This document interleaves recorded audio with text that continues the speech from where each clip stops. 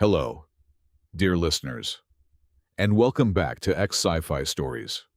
Unfortunately, YouTube has completely demonetized our channel, leaving us without a budget to keep the lights on. If you enjoy today's story and want to help our team afford their daily living expenses so we can keep creating for you, please consider supporting us with just $1. You can easily do so by scanning the QR code on your screen, or by clicking the donation link in the description or the pinned comment below. Now, let us dive into the story. The Zenith Lightning was fully charged. Its massive targeting matrix hovered just outside Earth's atmosphere, a digital guillotine waiting for a single, merciless command to drop. Inside the alien hall, the air was heavy enough to crush human bone. The entire delegation was visibly trembling. But Brody Bernard looked up at the looming projection of the superweapon, wiped a carefully calculated bead of sweat from his forehead, and smiled inward. They had already won. Brody stood in the exact center of the Great Hall of the Syndicate Alliance. The architecture was a violent assault on the senses, a sprawling expanse of blindingly radiant crystal and cold, jagged metal that stretched endlessly upward into a synthetic, purple sky. The lighting was painfully sharp, explicitly designed for alien eyes that had not evolved under the gentle rays of a yellow sun. But infinitely worse than the blinding light was the crushing physical pressure. The Syndicate had deliberately set the artificial gravity to exactly 1.5 times that of Earth. Every breath Brody took felt like inhaling liquid lead. Every heartbeat was a frantic war drum, thudding painfully against his ribcage. Behind him, the rest of the human diplomatic delegation was putting on a flawless, award-winning performance of physical and psychological collapse. Minister Hayes was violently shaking, her knees buckling with every step as she leaned heavily on her titanium cane. General Vance was drenched in a thick layer of cold sweat, his face pale and drawn, struggling just to remain upright under the oppressive, invisible weight. They looked exactly like what the alien overlords expected to see: a broken, terrified, and primitive species on the very brink of absolute submission. High above them, seated upon a massive floating dais, constructed entirely of raw dark matter, the Supreme Magistrate looked down with the cold, detached interest of a biologist observing lesser insects. The magistrate's voice echoed through the cavernous hall, translated by Brody's neural implant into a synthesized, grating English that hurt his eardrums. The terms are entirely non-negotiable. Representative Bernard, you will surrender exactly 50% of your total planetary population. They will be integrated directly into the neural matrix. Their organic brains are highly efficient for raw data processing, a fitting contribution to the Syndicate's eternal expansion. In exchange, the remaining half of your species will be granted the distinct privilege of surviving in our deep space mining colonies. Brody forced his breathing to remain shallow and erratic, playing the part of a man utterly crushed by the sheer scale of the horror being presented to him. He slowly looked up, letting his shoulders slump in a posture of complete defeat. "Half of our world," Brody said, his voice expertly modulated to crack with raw despair. "Billions of innocent lives, harvested like simple crops to become living biological computers. You ask for our complete annihilation." The Supreme Magistrate leaned forward, the dark matter platform descending just enough to make the physical intimidation absolute. A massive holographic projection flared to life in the center of the hall, displaying the beautiful blue and green sphere of Earth. Hanging ominously right above it was the Syndicate's ultimate instrument of compliance. "I do not ask, human," the magistrate rumbled, the deep sound vibrating directly in Brody's teeth. "I dictate. Above your fragile homeworld hangs the Zenith Lightning. A single directed pulse from its primary emitter will ignite your entire atmosphere, burning every living organism to ash in less than 3 minutes. You will give us 50% of your minds, or you will give us 100% of your ashes. Choose now." Brody let a long, heavy silence fill the room. He deliberately allowed his hands to shake visibly at his sides. He looked back at his sweating, shivering colleagues, then turned his eyes, wide with feigned, absolute terror, back to the giant alien leader. Supreme Magistrate, Brody stammered, swallowing hard, as if desperately fighting back nausea. The gravity of this choice is simply too immense for one man. I am but a single voice. I beg of you, grant us a short recess of just 30 minutes. Allow me to establish a secure connection to Earth Command. Let me convince our leaders to surrender peacefully, to avoid the wrath of the Zenith Lightning. Please, have mercy. The magistrate scoffed, a horrific sound like grinding tectonic plates, but waved a massive, four-fingered hand in a gesture of dismissal. 30 of your Earth minutes, Bernard. Not a single second more. When you return, you will sign the integration treaty, or your world burns.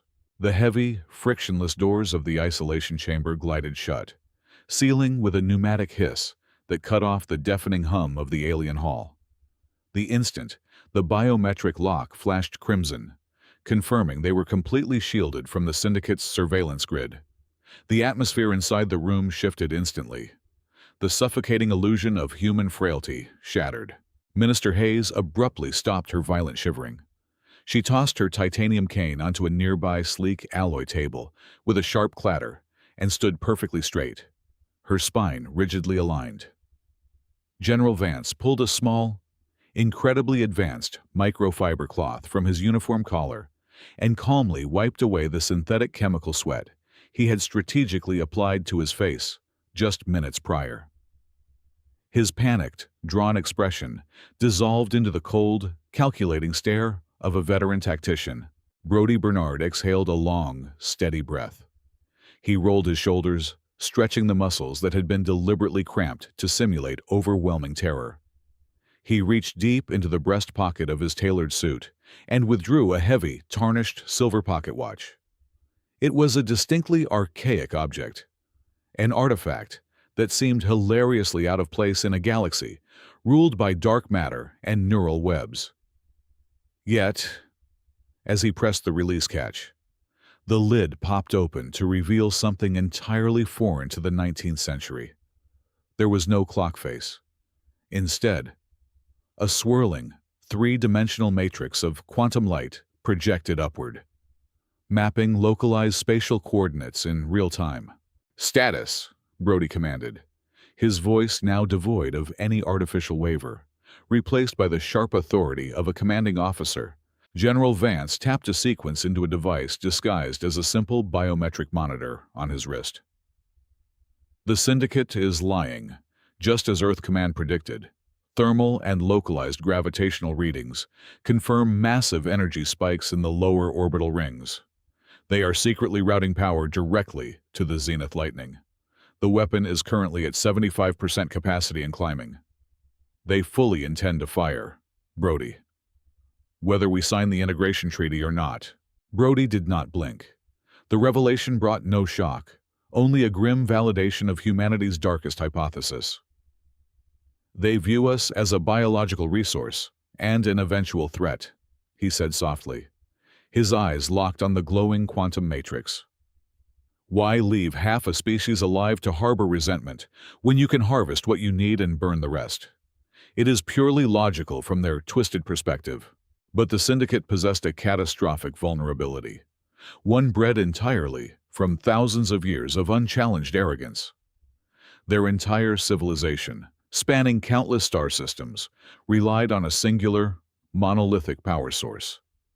Every dreadnought in their fleet, every artificial atmosphere, every synthetic gravity generator, and the almighty Zenith Lightning itself drew infinite energy from the spatial rift.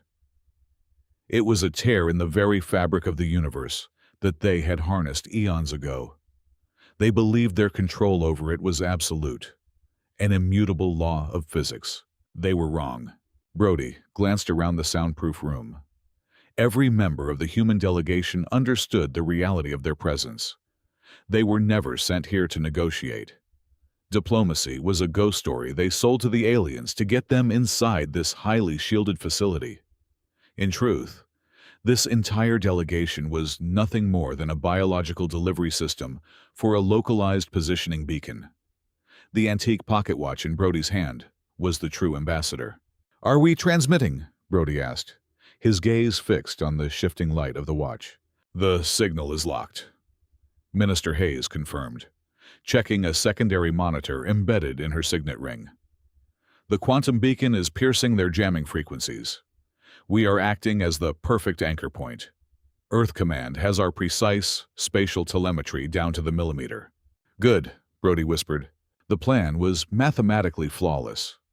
Now, all that remained was the unbearable weight of time. Brody stared at the floating digital numbers projecting from the watch. They were counting down the final seconds to absolute synchronization with the solar arrays back home.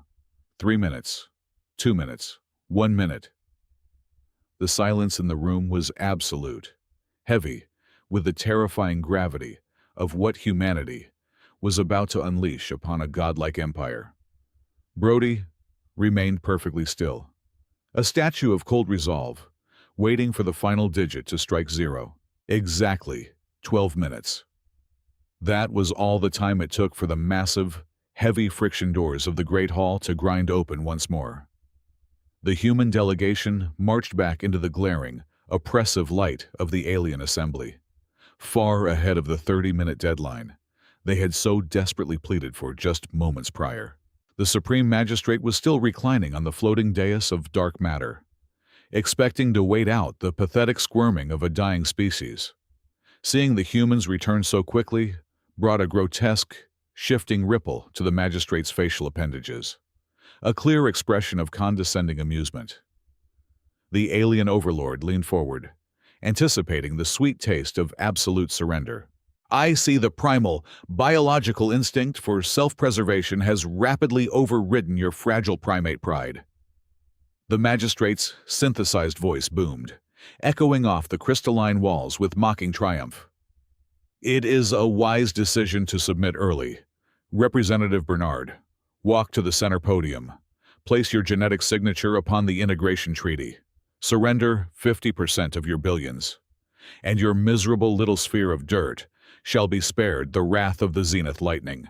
But Brody did not walk toward the glowing podium. He did not bow his head, and he certainly did not tremble.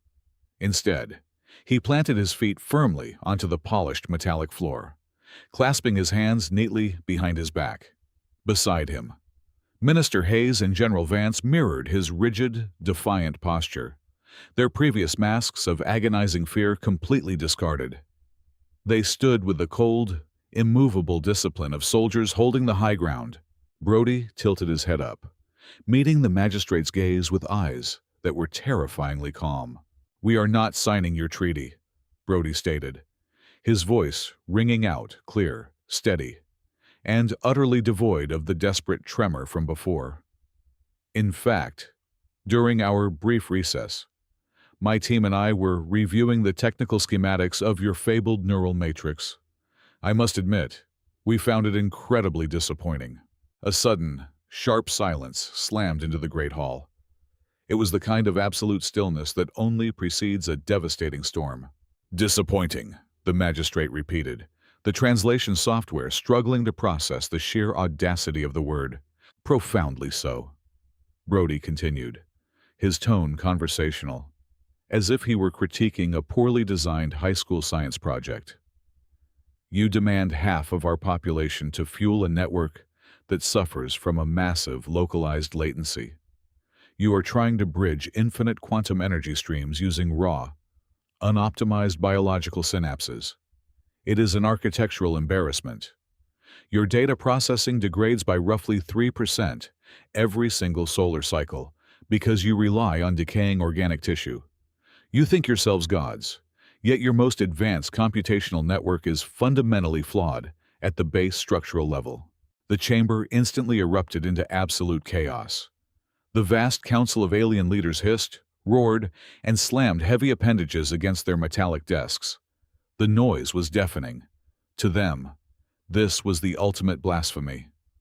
a primitive, lower-tier species from an unmapped spiral arm, was standing in the absolute center of their holy seat of power, casually insulting the greatest technological achievement of their 10,000-year empire. The magistrate rose to its full, terrifying height, dark matter swirling violently around the dais in response to its mounting fury. "Silence your ignorant tongue, you insignificant ape!" the magistrate roared, the sheer volume of the synthetic voice cracking the protective glass on the human delegation's localized monitors. "You dare question the architecture of the Syndicate? You dare mock the structure of your superiors, while the zenith lightning hangs poised to vaporize your entire world?"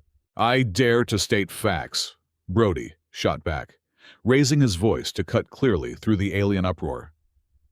"While you were busy building giant guns and admiring yourselves in the mirror, our astrophysicists did not just sit idle. We spent the last 2 decades looking very closely at your empire. We mapped the localized topography of the spatial rift you guard so jealously. We did not just observe your little infinite power source. We isolated the exact harmonic frequency of your energy siphon." The words struck the magistrate like physical blows. The swirling dark matter around the dais suddenly stuttered. The alien leader stared down at Brody, a sudden, terrifying realization attempting to pierce through centuries of blind arrogance. "You are bluffing," the magistrate hissed, though the absolute certainty in the alien's voice was fracturing rapidly. "Are we?" Brody asked, offering a cold, razor-thin smile. "Check your telemetry." The Supreme Magistrate did not check the telemetry.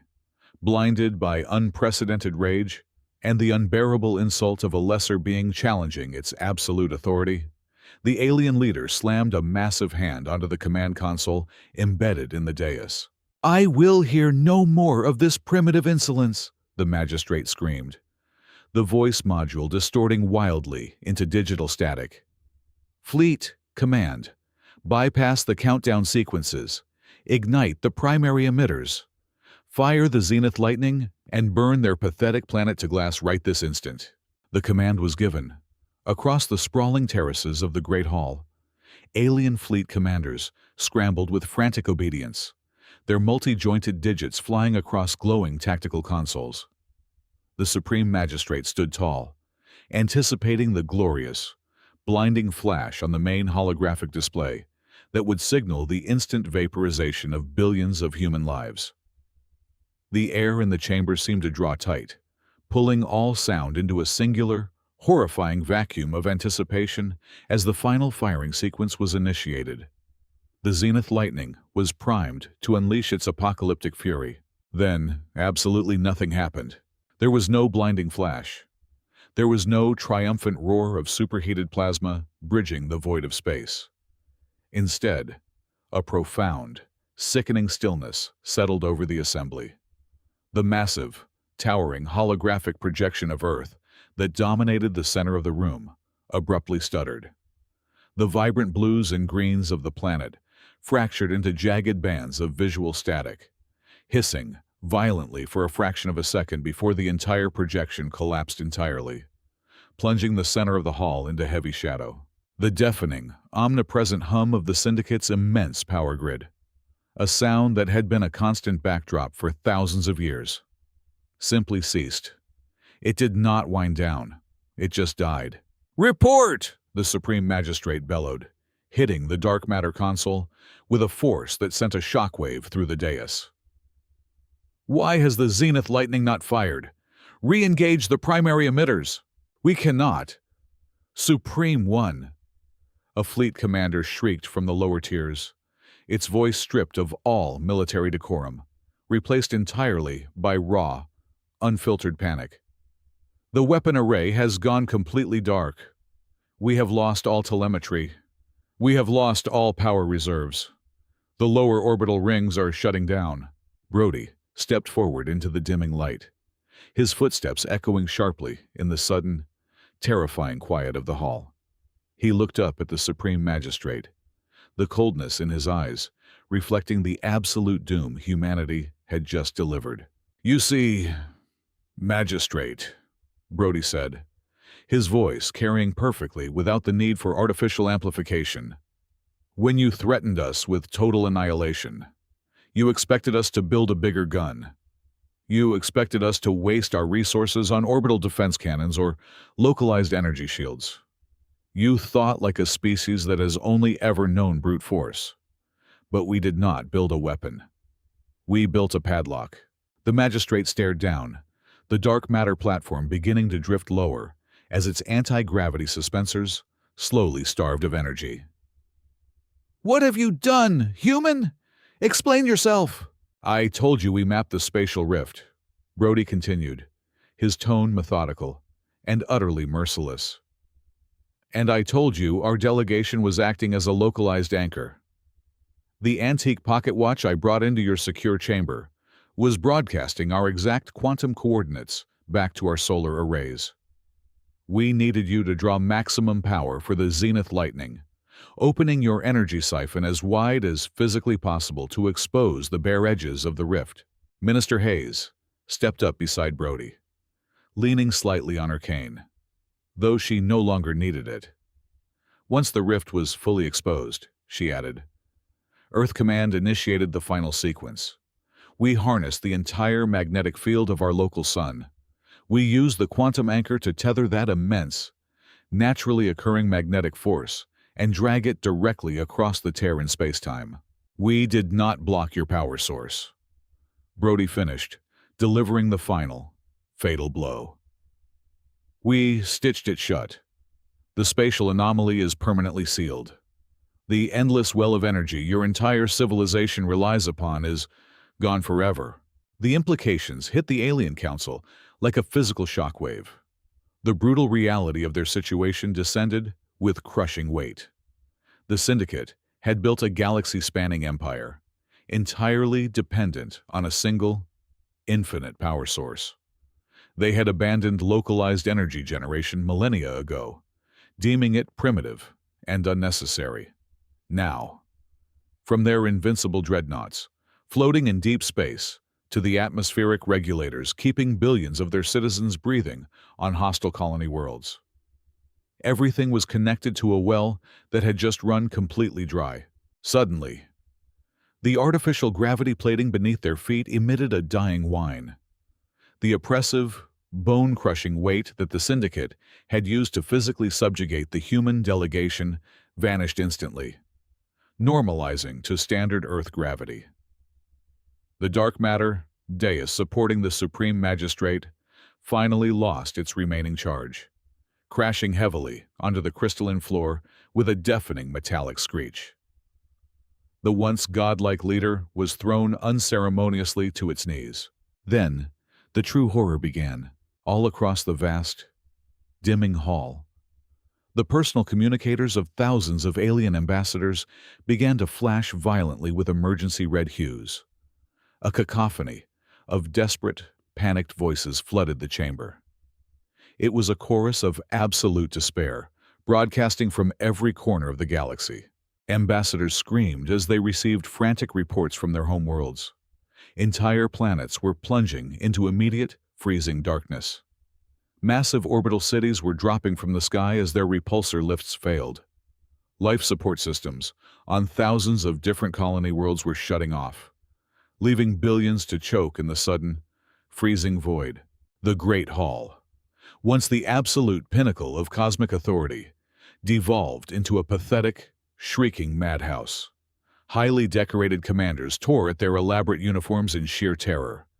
Dignitaries collapsed to the floor, weeping and screaming for their doomed families light years away. The Syndicate was not just defeated. In a matter of 5 minutes, an empire that had ruled for 10,000 years had been completely and utterly dismantled. Through the deafening chaos, Brody Bernard stood perfectly still. He watched the frantic, dying spasms of a godlike civilization, feeling no pity, only the cold, hard satisfaction of a species that had refused to die. Brody Bernard adjusted his cuffs with meticulous care. The sharp, crisp movements, standing in stark contrast to the wailing pandemonium of the alien dignitaries. He stepped down from the elevated diplomatic platform, his leather shoes clicking sharply against the dying crystalline floor. The sound was methodical, piercing through the panicked shrieks of 1,000 dying worlds.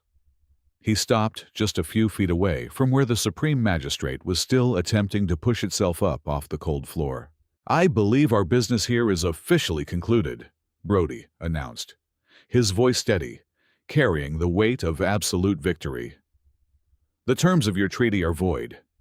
Earth has no reason to surrender half of its population because the Syndicate no longer possesses the leverage to demand it. You have nothing left to threaten us with. We are leaving." A guttural, enraged roar erupted from the far side of the chamber. A high-ranking Syndicate warlord, its 4 eyes burning with the raw, primal fury of a cornered predator, pointed a trembling appendage at the human delegation. "Seize them!" the warlord shrieked, the translation software barely keeping up with the frantic cadence of its voice. "Tear the flesh from their bones. Use their minds to calculate a reversal algorithm.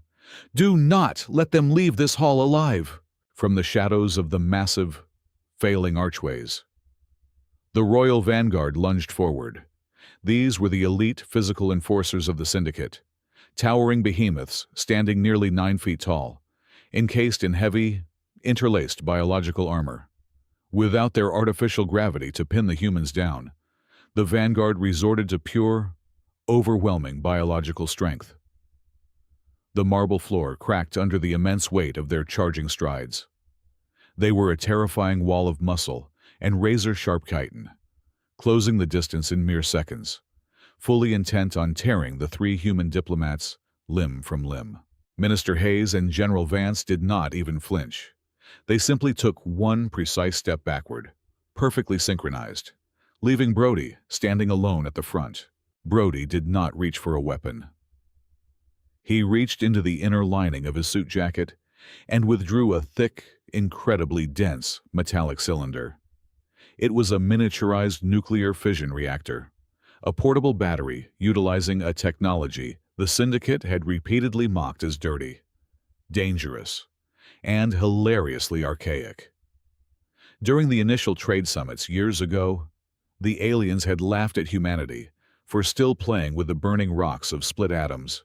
Brody pressed his thumb against the primary ignition switch. "You see," Brody said quietly to himself, though the advancing Vanguard was entirely deaf to his words. "The beauty of crude technology is that it generates its own power. A blinding, furious dome of pure, crackling kinetic energy erupted outward from the cylinder. The shield flared with the brilliant, violent golden light of a confined atomic reaction. The leading members of the Royal Vanguard slammed headfirst into the barrier. The impact sounded like a thunderstorm detonating inside a cavern. The kinetic repulsion was absolute.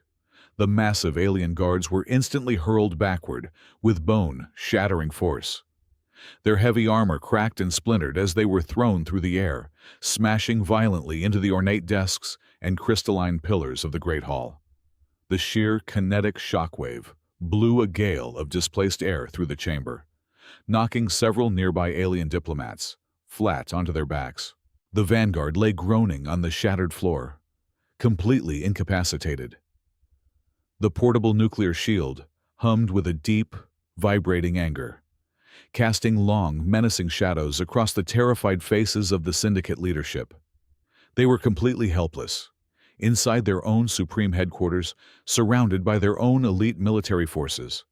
The leaders of the galaxy could do absolutely nothing but stare in abject horror at the 3 humans standing safely behind a wall of atomic fire. Brody deactivated the shield, letting the cylinder cool in his palm before slipping it back into his jacket. He turned his back on the Supreme Magistrate. It was the ultimate insult, a gesture of profound disrespect, indicating that the alien ruler was no longer considered a threat, or even worthy of his attention. "Let us go home," Brody said to his colleagues. The human delegation began their exit. They did not run. They did not rush.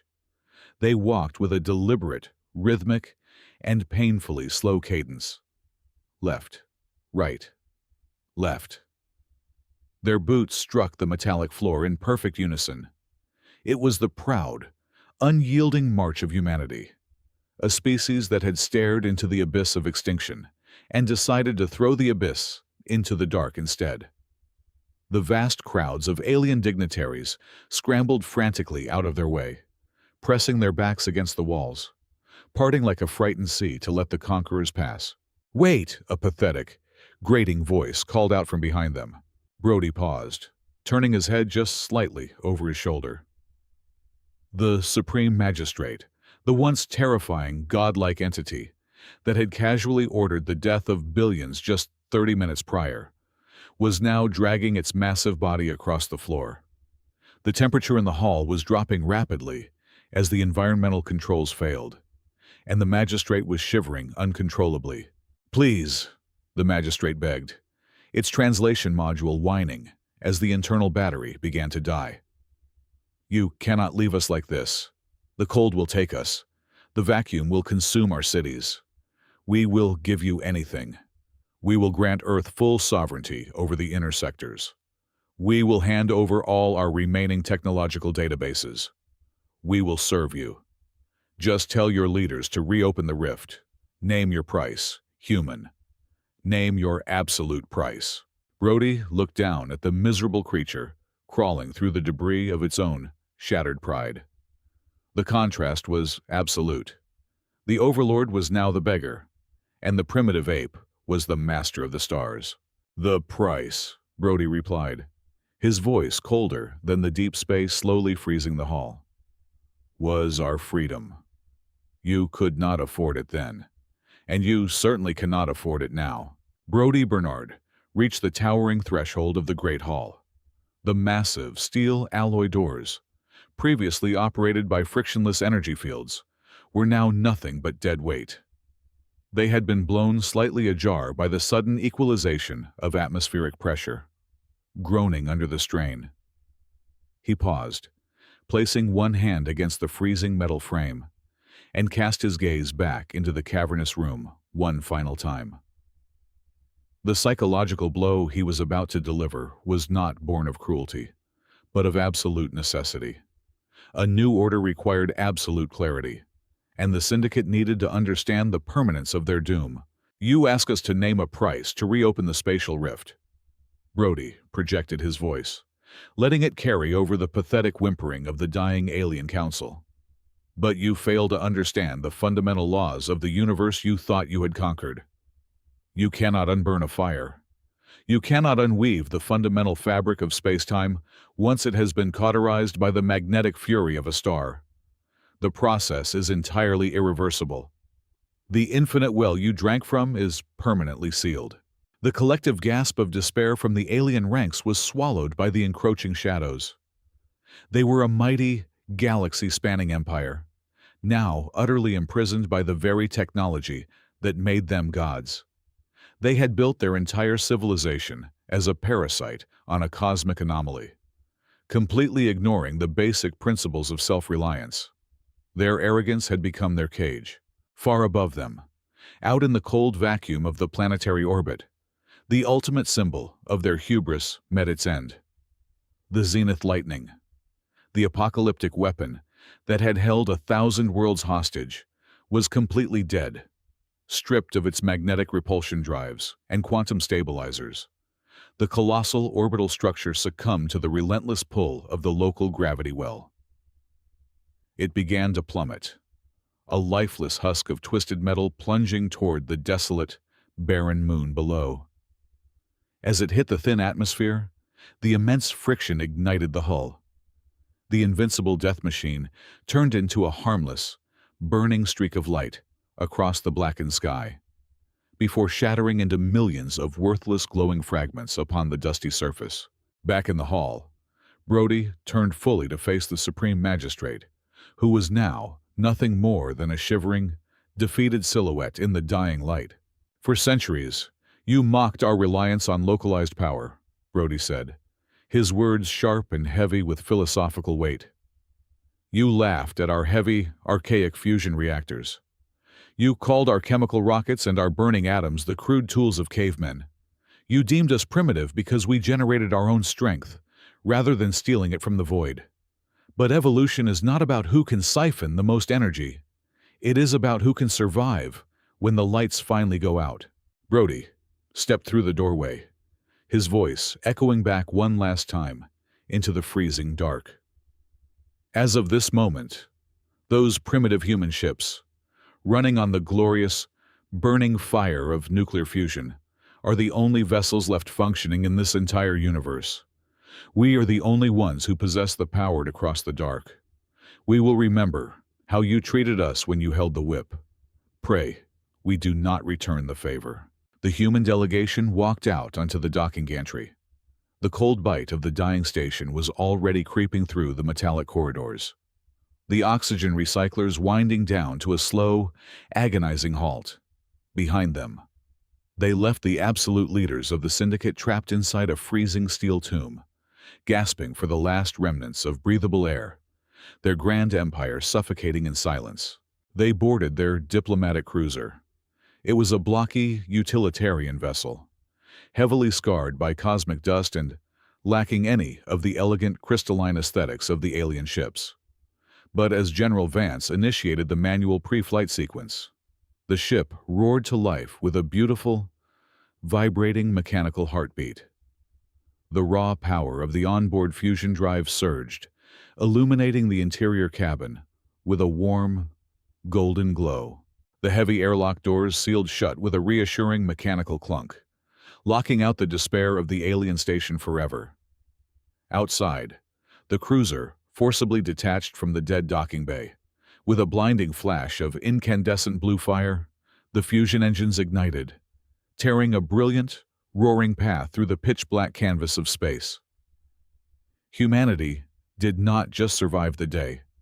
They blasted forward into the cosmic night, officially stepping up to seize the throne and dictate the new order of the galaxy. Thank you so much, dear listeners, for tuning in to the epic conclusion of today's story. We would love to know where you are listening from, so please drop your country or city in the comments below. If you enjoyed this journey and want to support our channel, please consider helping us out with just $1. You can easily do this by scanning the donation QR code currently on your screen, or by using the donation link found in the video description or the pinned comment. Your support goes directly to paying our dedicated staff, helping them afford to feed their families, and allowing us to continue creating even more amazing sci-fi stories for you all. Thank you again for your time, and we will see you in the next adventure.